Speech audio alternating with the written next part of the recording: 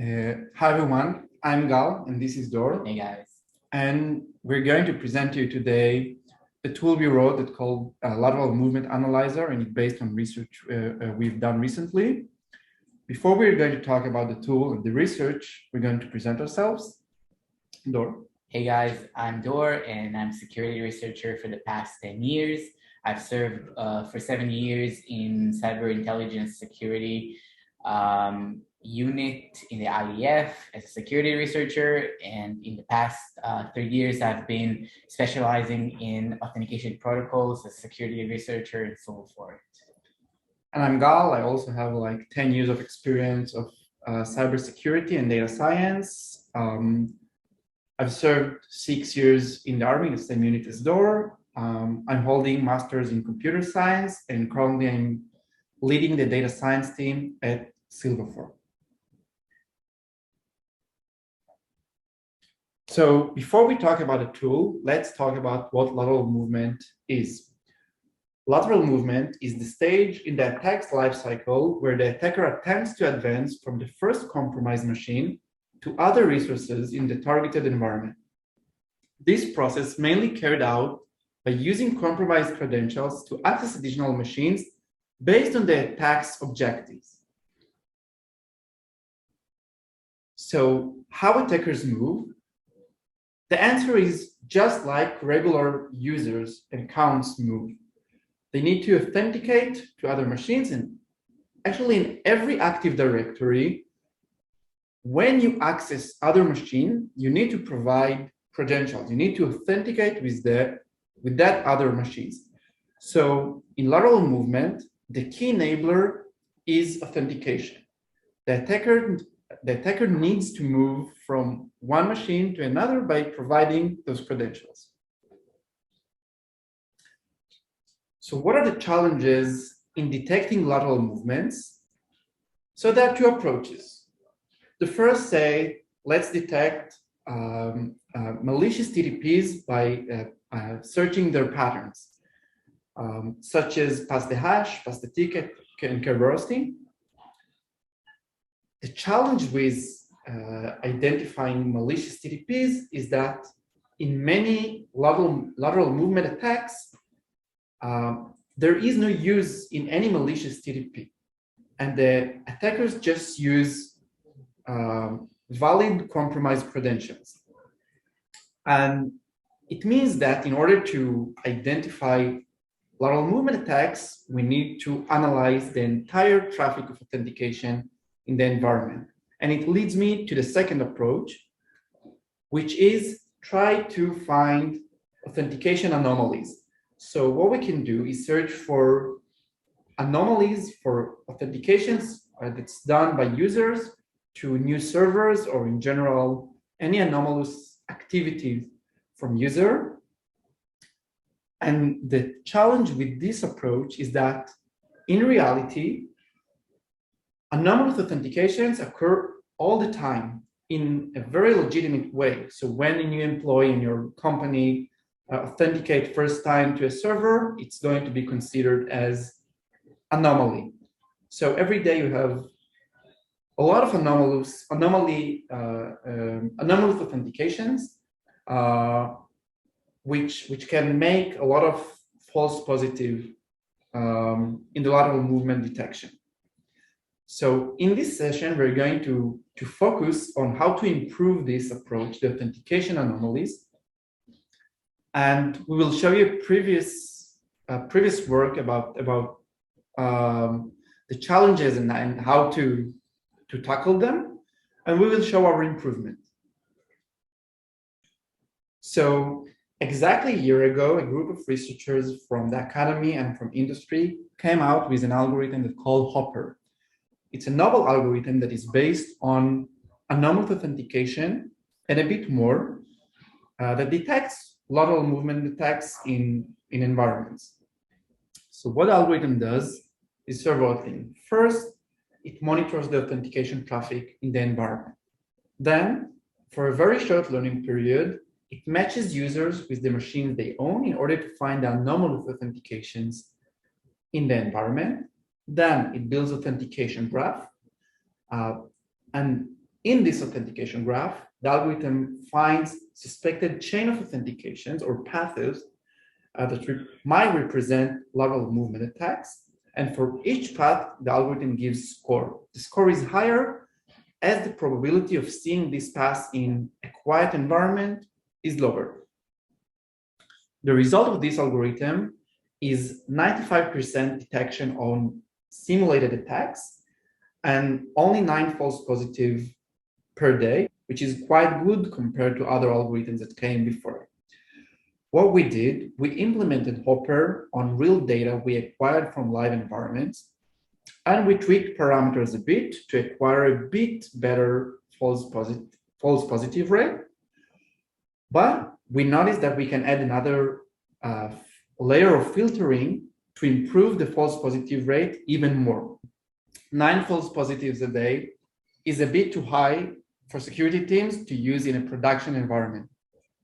We found out that we can increase the accuracy by adding another layer to the Hopper's algorithm that what we call is identifying lateral movement IOCs. And in general, we have 3 categories of IOCs. IOCs for searching. The attacker searches for new machines to advance to.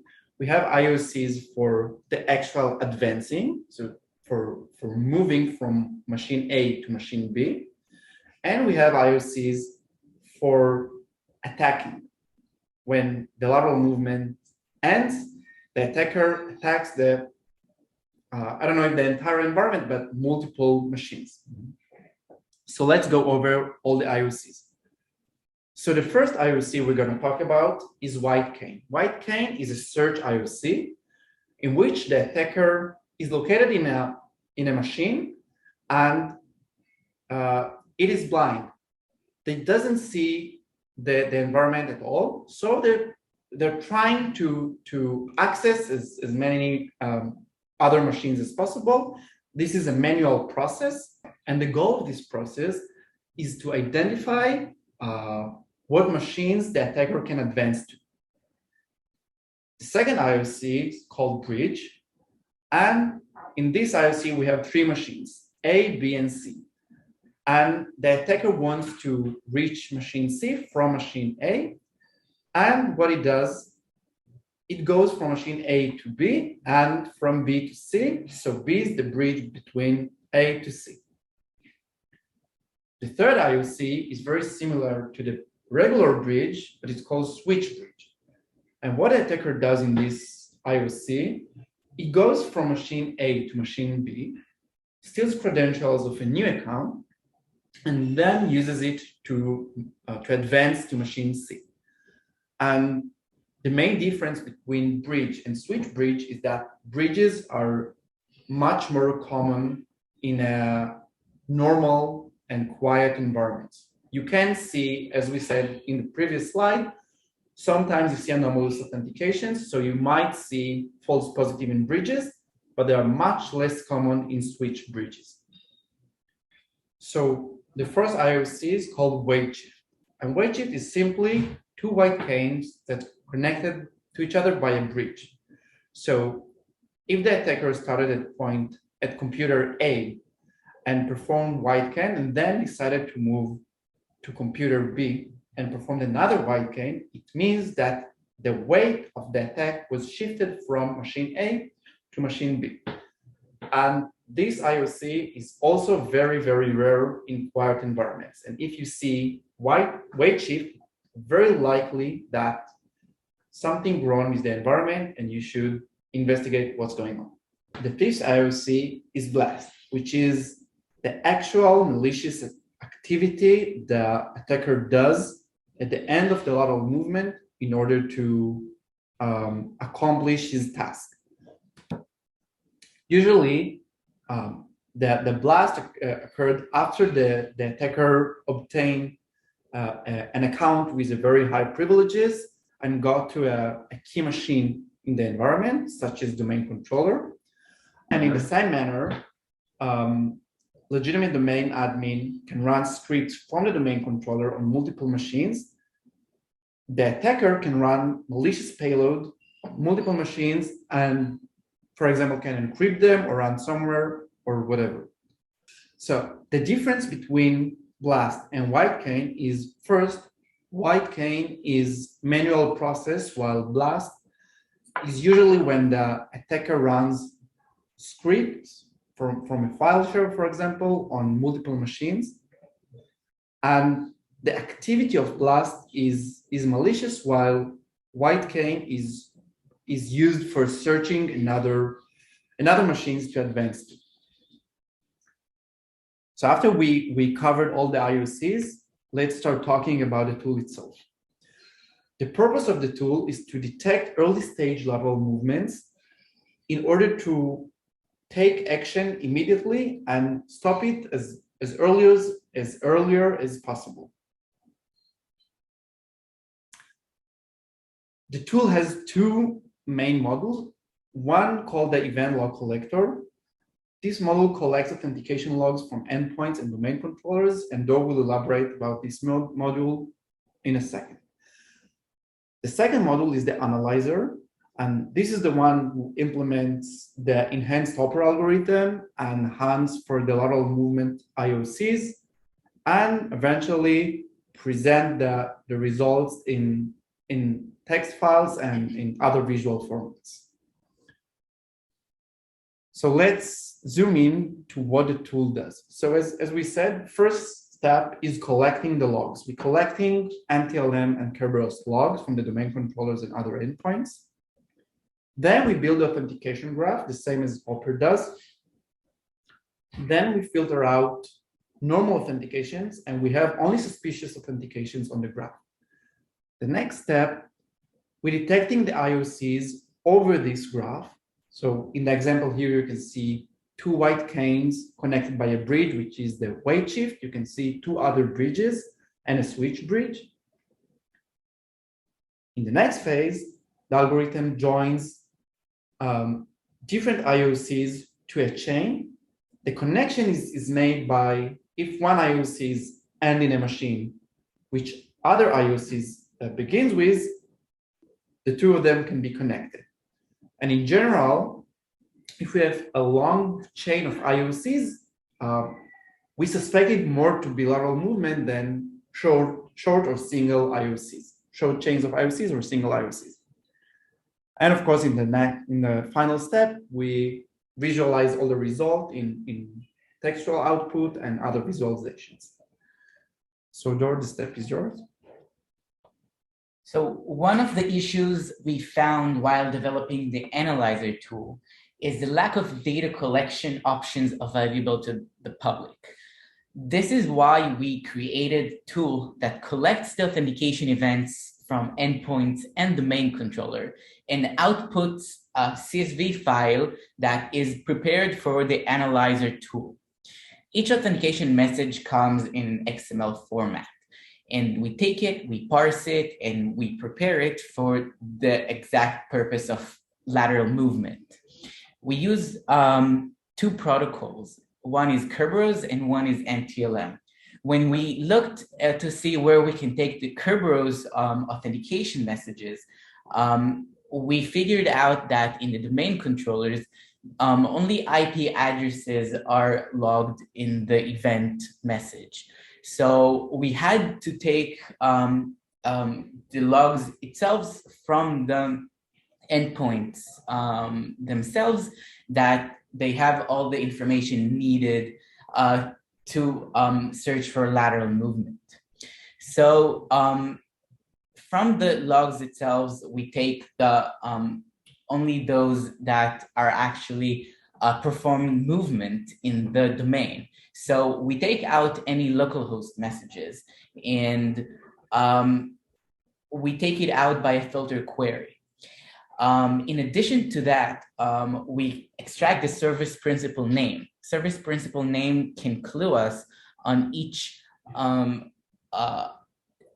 the movement type, such as SMB, file share movement, or remote desktop connection movement.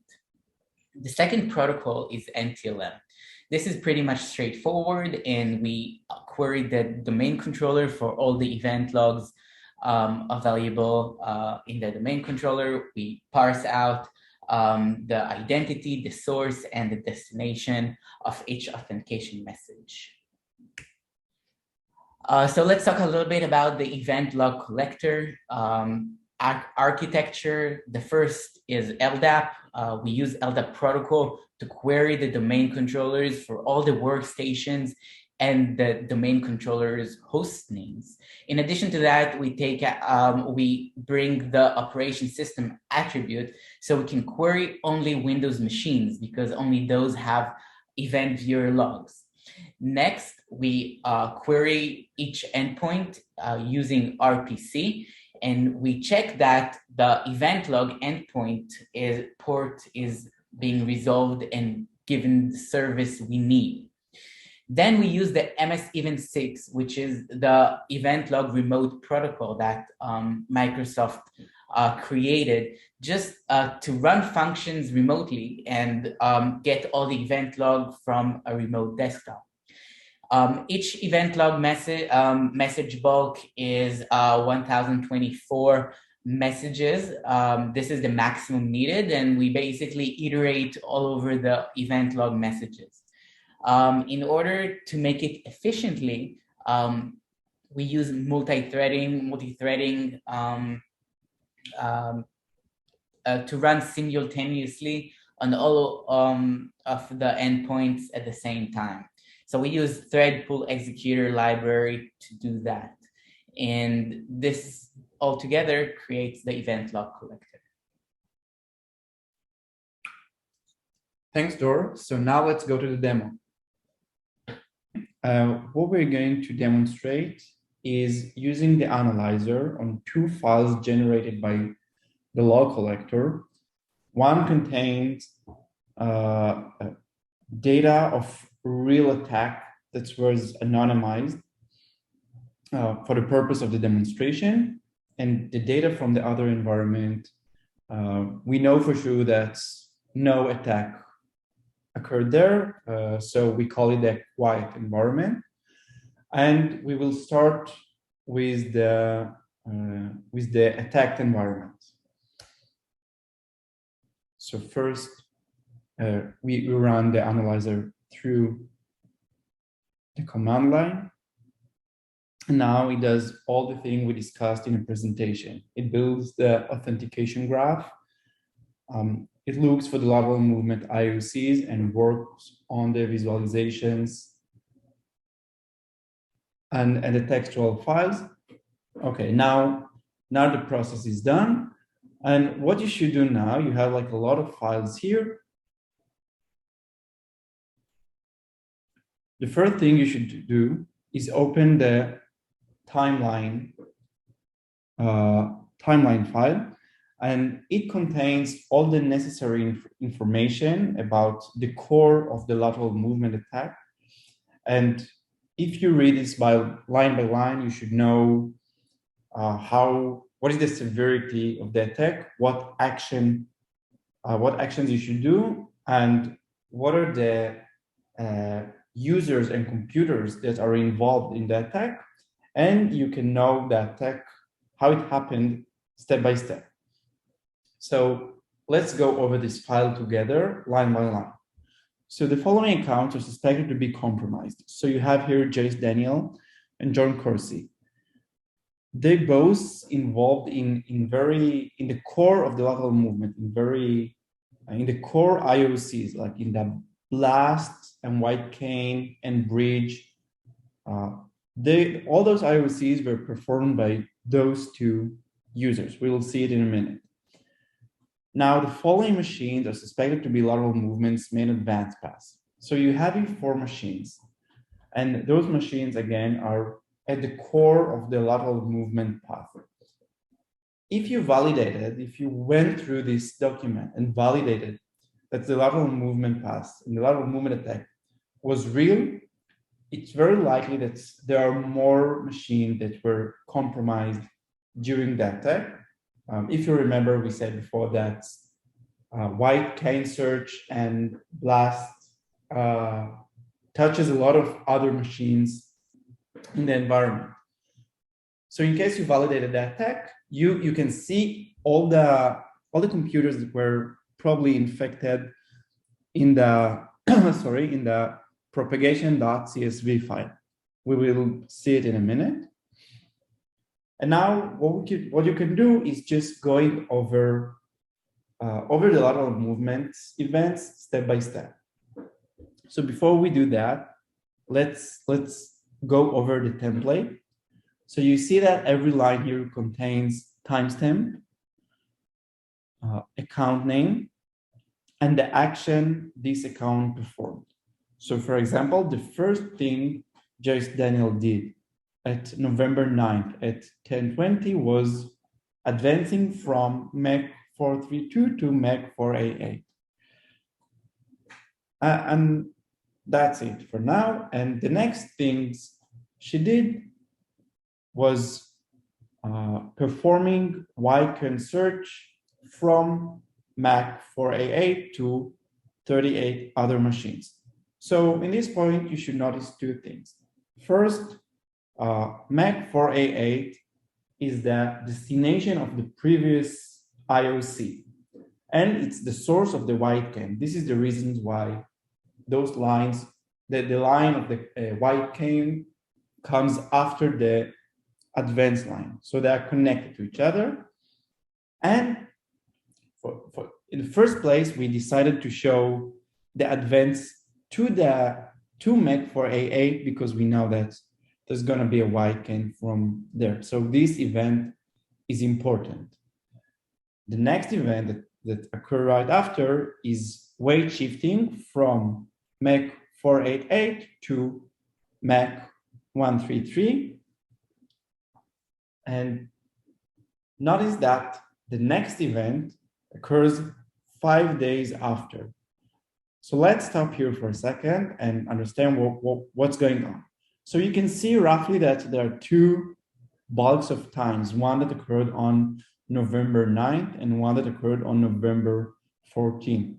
So theoretically, if you would run this tool between those dates, you would see the connection to the white cane and the advance, and you could tell yourself, okay, something is going on in this environment. Let's isolate MEC 488, let's disable Joyce Daniels user, and you'd probably stop the breach from proceeding. Okay, so let's see what happened at November 14th. So we see that Joyce Daniel performed a blast advance from MEC 133 to 180 other machines. And remember, MEC 133 is the destination of the weight shift from the previous step. So blast is an IOC that attackers usually do when they try to fulfill their objectives. So it means that very likely that the attack is in a very advanced stage and something that is going to happen very soon. The next line is user change, and it's a bit different format than before. And you can see that the line after is performed by another user, John Corsi, and not Joyce Daniel. And it means that the attacker stole credentials of a different user, specifically here, John Corsi, on MEC 133. And he advanced to this computer, and here the attackers performed the last blast to another 170 machines. And as I said before, this is a real attack that was anonymized, and we know that on the real environment, John Corsi represents the domain admin, and comp 119 is the domain controller. So what the attacker actually did is running a malicious payload on those 170 machines, which is very, very bad. Okay, so if you remember what I just told you a couple of minutes ago, we just validated that something bad happened in this environment, and in order to take if we want to take action, we need to see all the machines that were reached in this attack. So what you can do is go to the propagation CSV. And here you can see that you have several columns, one source, dask, user, and what IOC the authentication is part of. So you see here all of the authentications of Joyce Daniel, and you can see that all of them are part of Whitecane. So it means that all those destinations were infected during the attack. So what you should do is go over this CSV file, go computer by computer, and you can validate it if it was touched or attacked during the process. Another nice thing that the tool can provide you is a visualization of what happened. So let's take a look on this GIF file. What you can see here, that's in the frame, you have a title that's describing what just happened. And you have computers, MEC 432 and MEC 488. And those computers are the ones that started the attack. And you can see that there is advance from here to here, and it's also written in a title. The next thing is a Whitecane search from MEC 488. So you can see it here. You can see that the Whitecane node was added to the legend. We currently, the locations are not determined, and the legend goes over the node. Is kind of a limitation of the library we're using, and we're going to fix it at some point. And the next step is weight shifting to MEC 133. And then if you remember,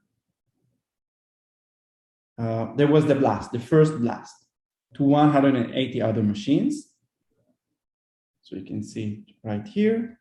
After that, advancing to comp 119, you see that the blast nodes were added to the legend, and finally, the final blast that finished the attack. So I just want to remind you that this is sadly, this is a successful attack, but running the tool on the days between November 9th to November 14th would have prevented it. It would have prevented the first blast, and the attack could have been stopped successfully. So now what I want to do, let's go back here. I want to do the same, to run the same, but on the quiet environment, the environment that we know for sure that was not breached, and lateral movement was not, there is no authentication that's related to any kind of lateral movement.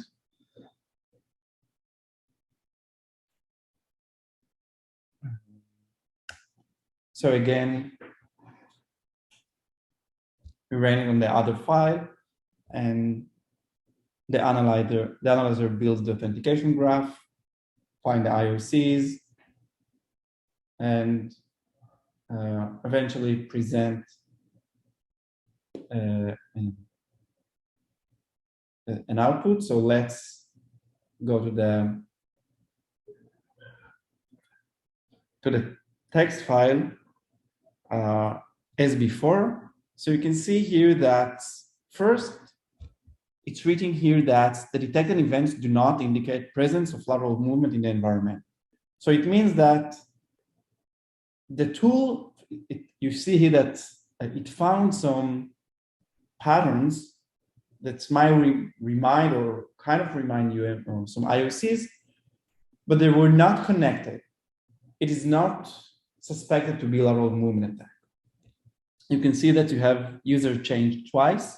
So it means that all the events that occurred here are done by different users, and they touch different computers. And it can be that in a quiet environment, you will see some random breaches. because as we said in the presentation, the random bridges and anomalous authentications occur in every environment. We cannot avoid it.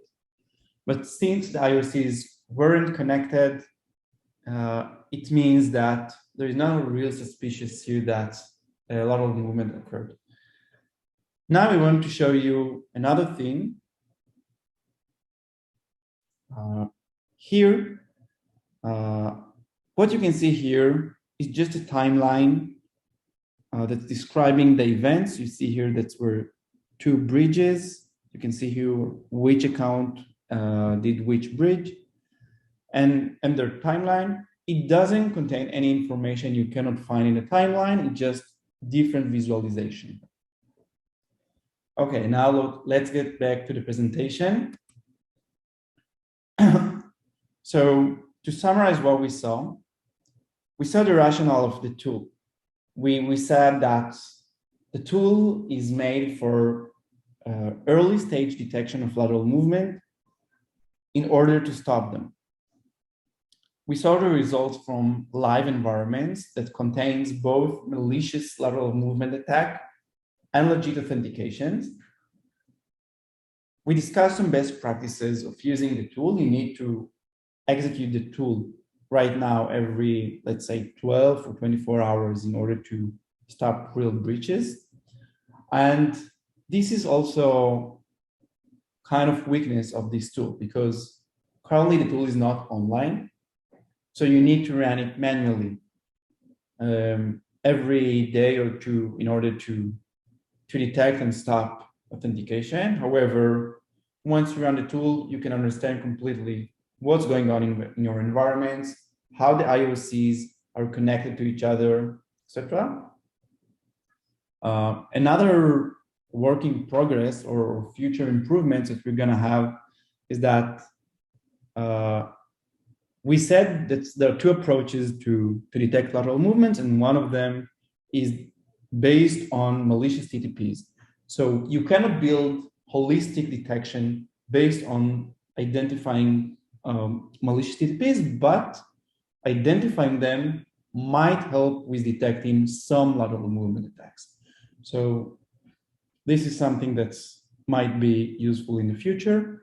But in general, the tool is focusing only on authentications.